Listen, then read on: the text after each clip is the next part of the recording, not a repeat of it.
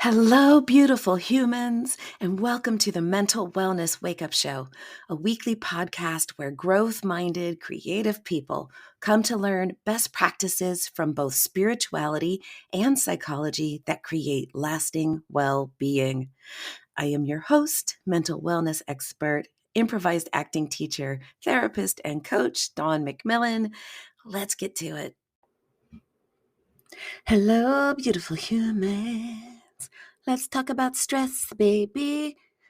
Yeah, we're talking about stress. I'm guessing, correct me if I'm wrong, but I'm guessing you have a little stress in your life.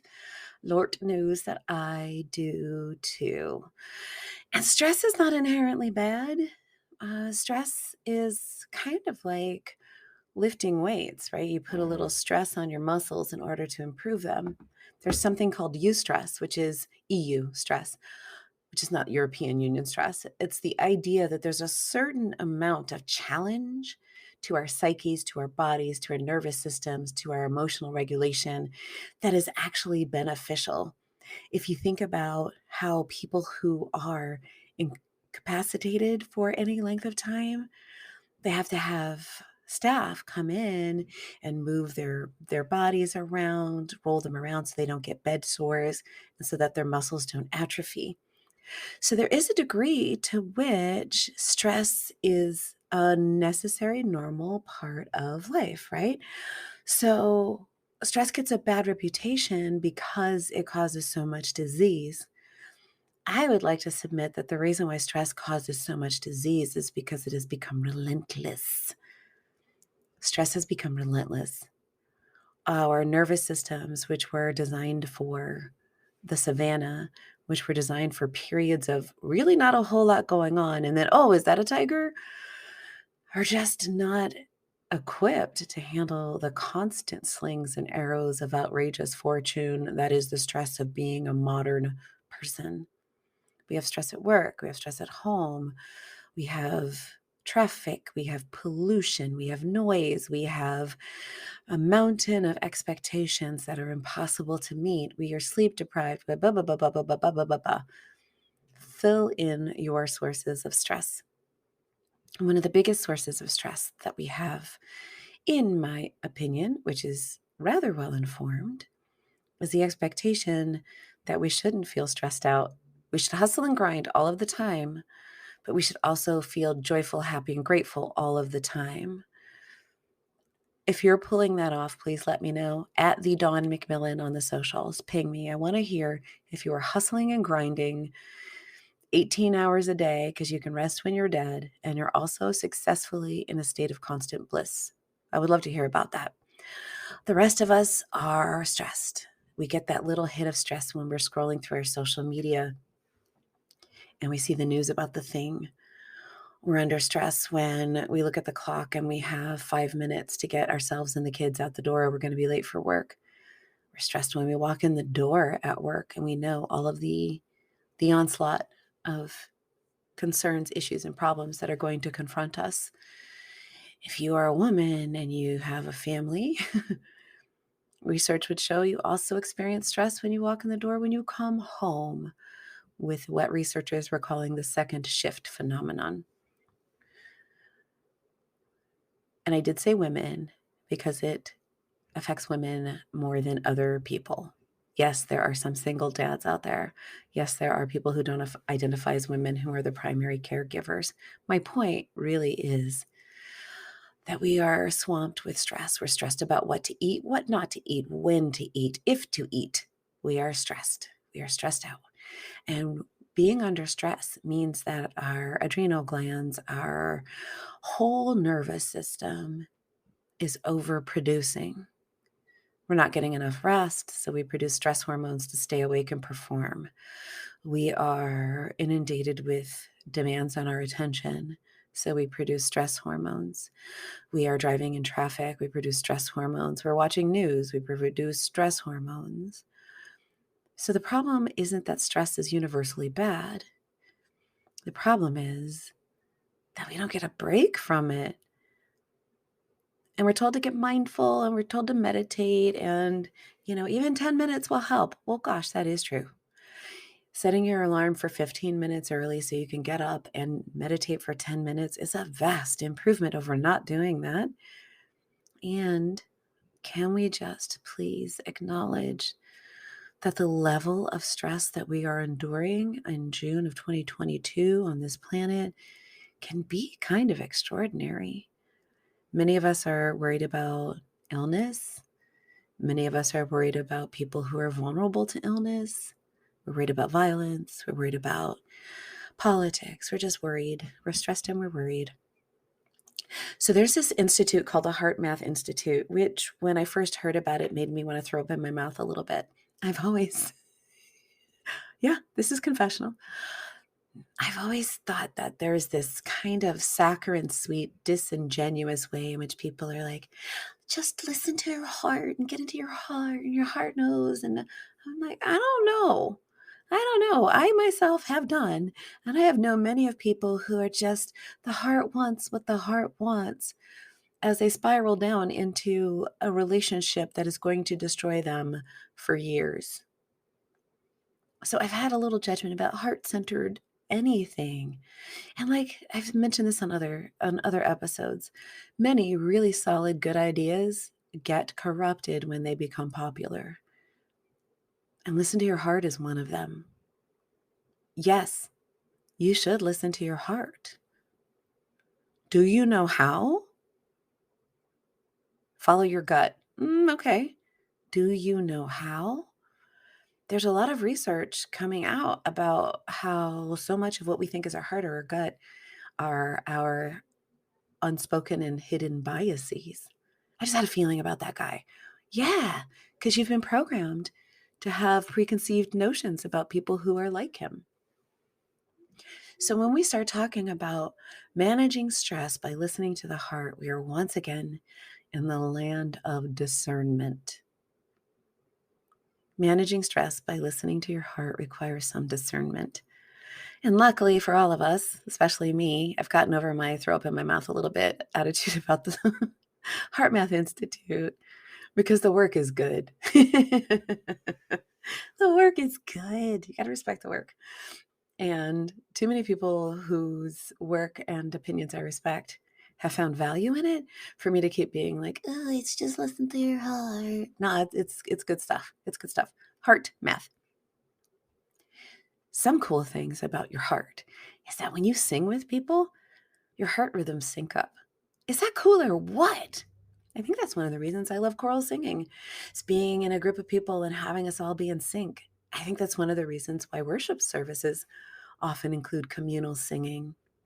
In addition to lifting your own voice in a song of praise or worship, and singing is such a stress relieving activity. You take big deep breaths, you make nice sounds, your heart begins to get into a certain kind of a rhythm. So this is all very good.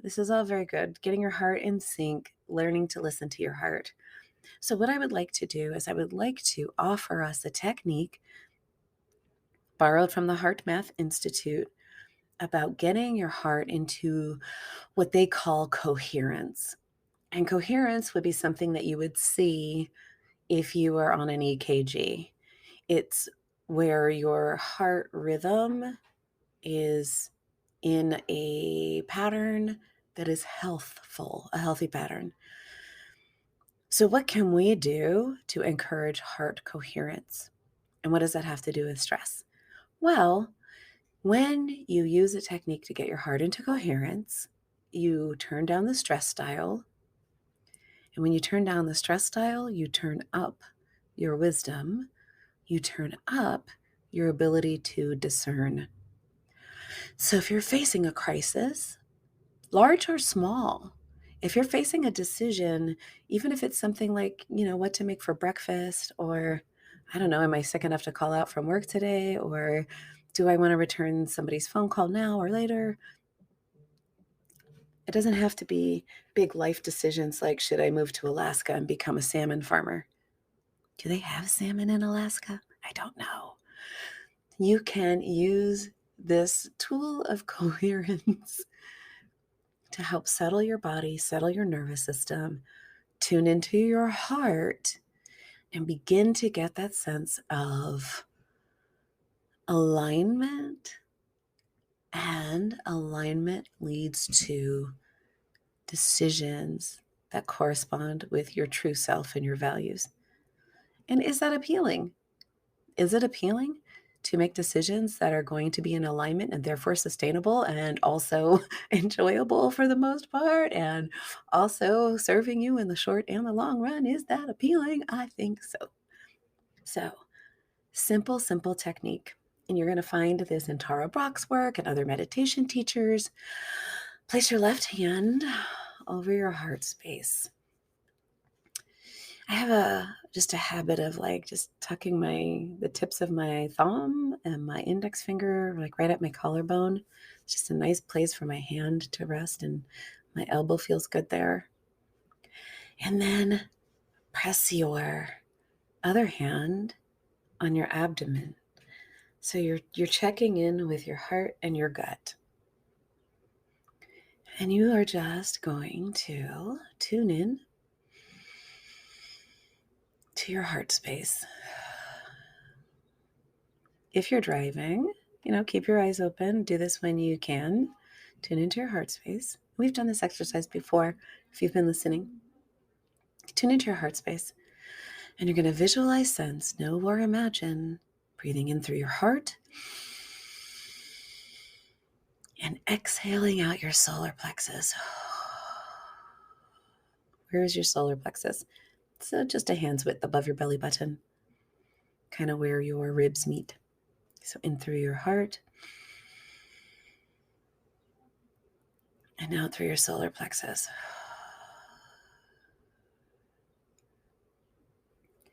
And just do that for 30 seconds. Visualize, sense, know, or imagine breathing in through your heart and out your gut.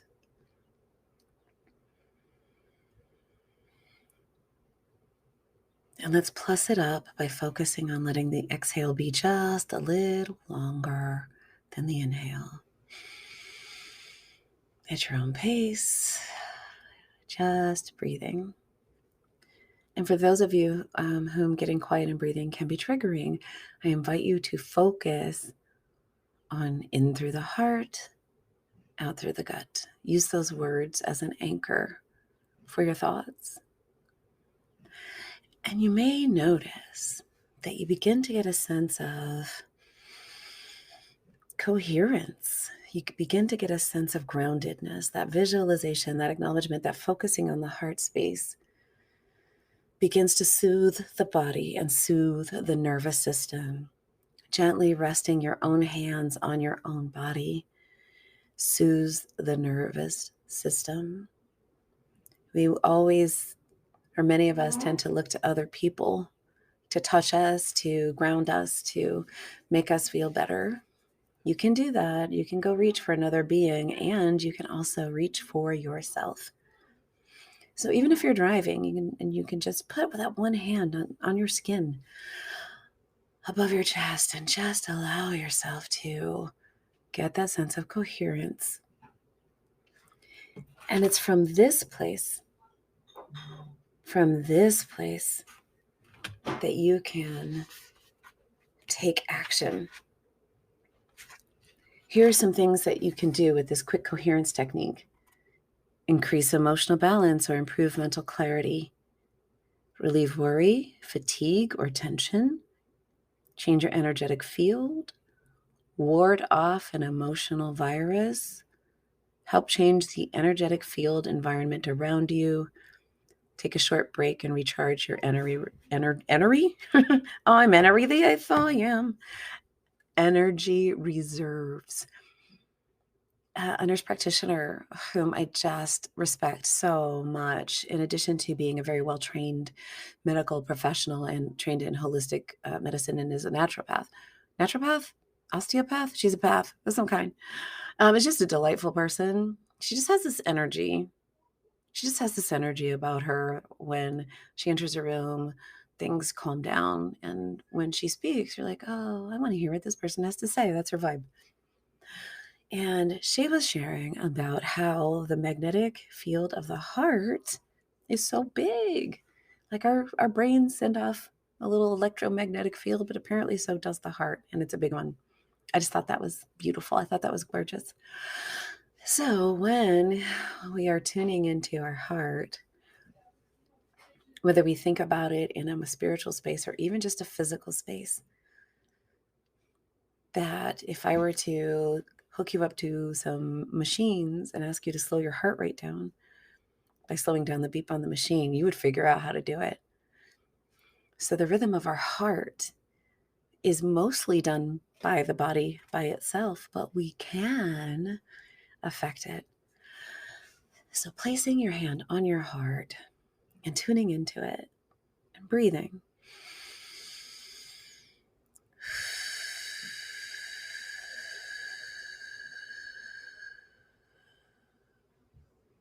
Has so many benefits. And from this space of coherence, what do you choose? What makes sense? What would you like? So I love this technique, and as I'm sitting here having practiced it for you for this podcast, I find myself just feeling settled is the word for it. Like, okay, I'm all right. I'm all right. Things are all right. And nothing has changed in the last 16 minutes other than me talking to you and putting my hand on my heart and my other hand on my gut and visualizing and breathing.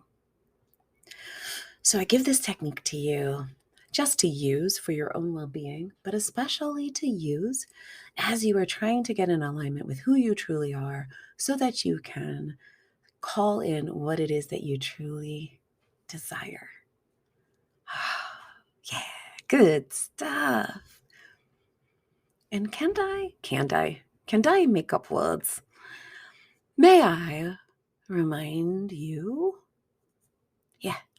you, beautiful you, that you really and truly are whole. You are perfect and you are complete just the way you are.